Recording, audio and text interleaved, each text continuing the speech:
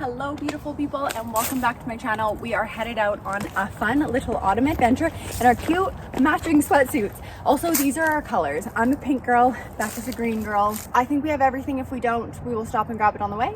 So let's get to it. We made it 6 blocks and now we're going for ice cream. Well, you guys gotta have snacks. What type did we get? Strawberry malt. So good. If you've been following Sara's story at all, you know that she used to burn oil and then I put a new engine in and then I actually put 3 new engines in. And then last week when I was driving, she was making a sound. So I thought, I'll check the oil, and the dipstick was dry. So then I added 3.5 quarts of oil and texted my mechanic. It appears she's leaking now. You wait, Dad'll get it first try. Who put this on? Mommy muscle put this on. Dad. When she gets stressed or a feeling is happening, she gets superpower strength. I have come to her house before when she's moving her entire house. Like she used to move her entire home gym all of the way, everything from a 2nd story down to a 1st story because she had a feeling. One time I came there and she was halfway down the stairs with a dresser between her and the wall. She got it. She had a misfire in Bank 1. It wasn't a random misfire. We're starting to memorize our codes. It feels like high school chem again. She's the gift that keeps on needing her oil checked. She's like us, okay? Actually, we're really low maintenance. We're so low maintenance compared to the vehicles. We just got to our camp spot, which is supposedly very beautiful. We just can't see anything right now. Wow, you made that look so smooth today. You got it. You're doing great. Oh, you did awesome. I feel so coordinated right now. Good night, all. Good night, friends. You really never know when you get to a campsite late at night if it's going to be as nice as you expect, but this one was gorgeous. We got up in the morning and we had a little bit of a drive out to our trailhead. Again, we're just taking you along for the drive here because it was so magical. If you've never been to Kananaskis before, highly suggest. Not here for the snow in September, but that's very, very Alberta of Mother Nature. But look at all the fall colors. It doesn't last long here, so you really have to make the best of it. We're basking because it's sunny and it's so nice now. And honestly, once the sun comes out, we could do anything. She's a runner, she's a track star. It's because I've got new shoes on. I feel fast. Anyway, new boot goofing. General Roadside, 3 payments. Ow. We decided to do what we call a series of micro adventures this day. So we went up to a couple different lakes, went to some waterfalls. It was actually a really gorgeous day and just such a nice time of year to see all of the beautiful fall colors. If you're going to Banff, don't forget to check out places like Waterton, Kananaskis, Canmore, all the other good places. Yoho, there's so much around it. I've been to this lake probably 100 times and every time I'm here, I still cannot get over how blue this water is. It's absolutely magical. If you're ever in the area, this is around Canmore, you have to stop at these lakes. They're so incredible. Quick stop in the town of Canmore. Again, downtown Canmore is adorable. We stopped at Community for dinner. I don't have any footage of that, but the food there is great. If you're looking for somewhere to grab dinner in Canmore, Community is amazing. And then we went up to Banff and we went to a couple different lakes looking for a magical sunset. And when I say we found the best sunset, oh! What are you doing right now? I'm using my feet for a time lapse so I can take a cute little sunset time lapse, but I didn't bring a tripod. We forgot the tripod in the car, but how could you not time lapse this view? Smile. Okay, so the one thing that I forgot was a towel, and if you know me, you know that I like camping, but I love showers more. And I forgot a towel, and there's showers where we're camping tonight. We're not random camping, we're camping at a Parks Canada. Which is new for us, okay? Yes. They have showers though. Currently debating our options. So they don't have, it's also 9 p.m. so we can't find any like normal store that has towels open. So right now we're debating between a dish towel, which could work, but just a little thin. I think it's gonna be saturated very quickly. Or we do have the microfiber dish drying rack, you see, pretty plush.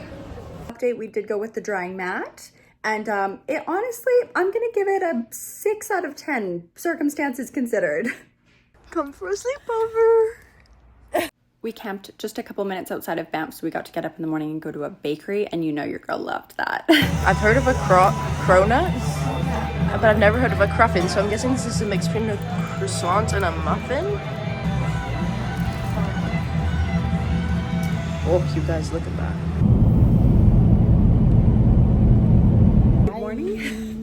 We're in Lake Louise this morning. We're just kind of going for a little bit of a walk and getting some work done. One of the things that I do for social media is I work with different brands that I really love, and one brand that I'm working with right now is Insta360.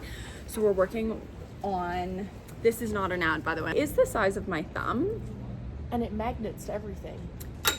It's easy and convenient to kind of bring with you everywhere, and it's really small, and then it Bluetooth on here. Again, this is not an ad, I'm just sharing, but this is a very convenient tiny little camera here. But we have to do some lifestyle content for them, which is not in the mountains, which always feels so strange to me. So we're in the town of Lake Louise right now.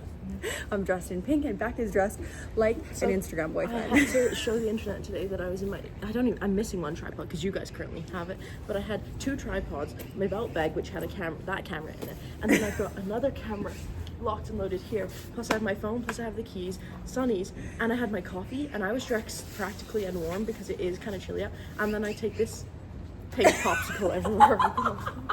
I think we're gonna do a series of little micro adventures in this area.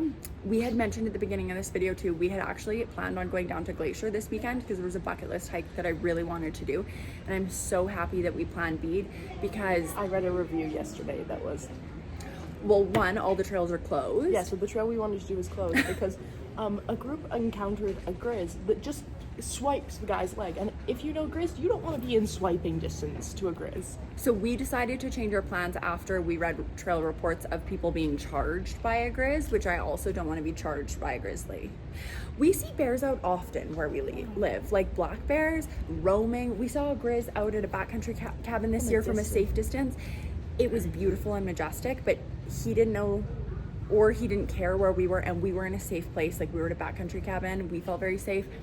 We didn't go near him. But when you hear trail reports of people getting charged by grizz, Or swiped. Yeah. The charging was when we changed plans, and then the day that we were supposed to hike that was the day that someone got swiped, and we were They closed all the trails. yeah, you know, it's probably a good thing that we didn't do that. Could have been us. If you've been following the Sara saga at all, we have put in 3 new engines and a new transmission in her, and I thought this newest engine was like smooth sailing because my first 2 were remand. This one was direct from Nissan. Every day, every time we try to do anything, anytime, anywhere, there's always a little bump in the road. That means we have to learn something new. So if anything, we're going to be very skilled by the end of this life and have a lot of character development. I'm just saying, so I had to text, it's not even my mechanic, it's the guy that owns the shop. He's not the one that does the work on the vehicle, but him and I have become buds. Last year when I came back from Utah, Sara started misfiring on the way home.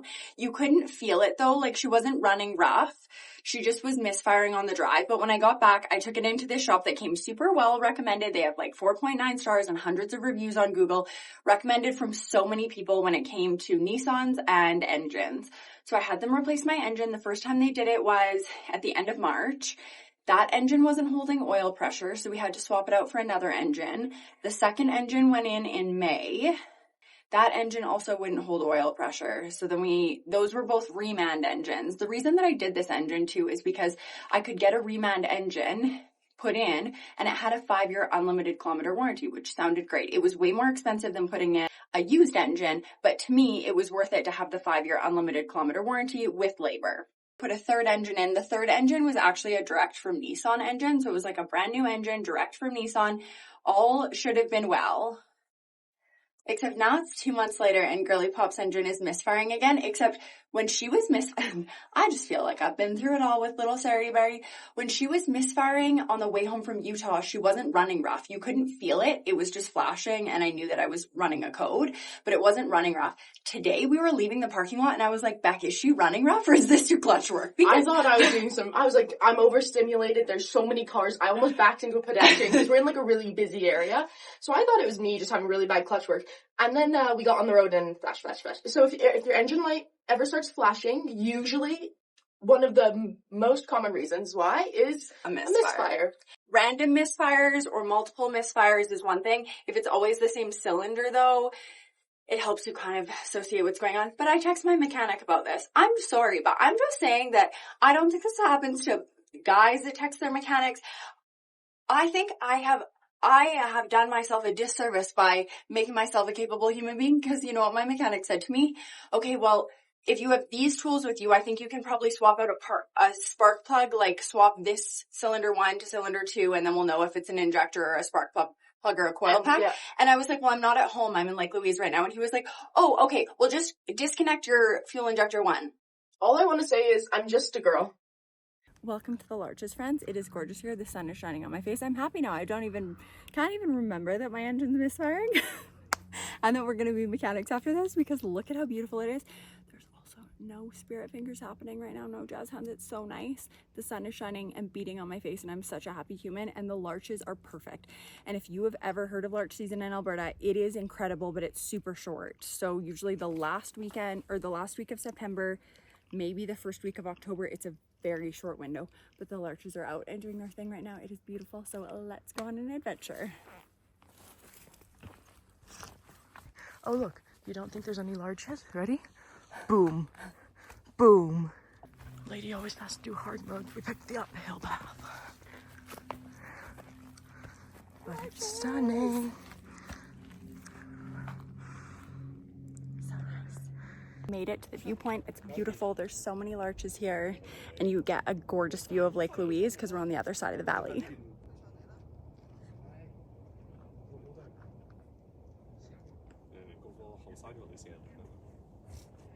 Okay, you guys, look where we are. It's so pretty.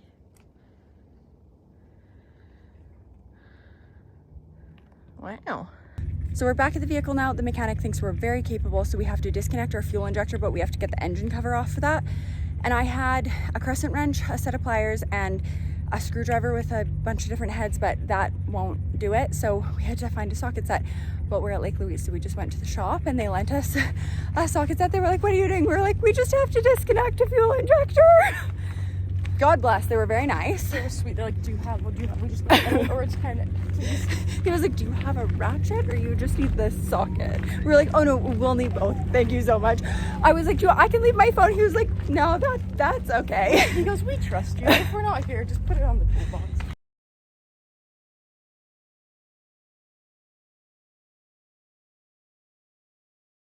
Okay, so the only issue with disconnecting the fuel injector on this vehicle is that the fuel injector is not on an easily accessible side. So here we take off the engine cover, and in a perfect world, we would be able to actually access all of them, but you could see me kind of just touching the engine there, and I can access fuel injector 2, 4, and 6, but not 1, 3, and 5. They are on the other side and they're underneath the exhaust manifold.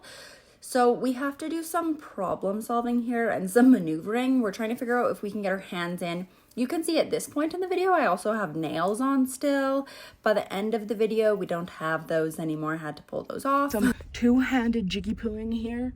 The one that we need obviously is under the intake, which is super helpful. We took our rings off. We've got nimble fingers. We can do this. As we took off our air intake to get to our fuel injector. Because we're smart, capable freaking mechanics, apparently. At this point, we did realize we needed to start taking more things off so that we could get our hands in. With just the engine cover off, you really couldn't reach anything. So we took the intake off, and then there was a whole bunch of other hoses that we just had to disconnect so we could get our hands in. I still could only get my hand in, but then once I got my hand in, I couldn't actually move my fingers was the issue. It did take us about 2 hours. I got it, it's off. Yes!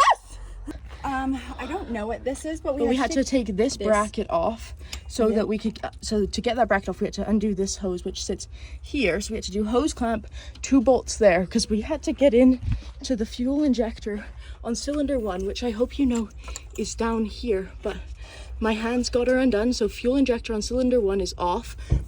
We're doing back up the hose. We're now, the ones with the washers are the ones that go on here. The mechanics from the ski shop came and checked on us because they thought that they just got their tools stolen, which, like, stealing 2 sockets just actually sounds rude and inconvenient, like, and not that practical. No. So we're gonna get those back on, and then the next thing we have to put on is the the air intake, which is this guy, 2 bolts, 2 hose clamps. We are doing it. We're doing it. So it goes on top of here because that comes into here. So it's just, we just have to make sure you get it around this because it's kind of got a lip, but there's wiggle room. So push her down, push her down. That guy. Here. Oh, yeah. We'll snug her up and then we'll put the clamp on after. Okay, that guy's good. That guy's good. We get her all put back together here, and I will say I'm home now, obviously editing this video, and she is happy and safe and sound at home. We do have to do another warranty claim on it, but I am really grateful. The shop's been great. They've been super helpful. It's just been a journey over here with Sara, so I will keep you posted on how she makes out in this. We really are women wearing many different hats lately, but thanks for coming to another adventure here with us, exploring the Larches up in Lake Louise and doing some little roadside mechanics here. Thanks for coming to hang out as always, and we'll see you in the next one.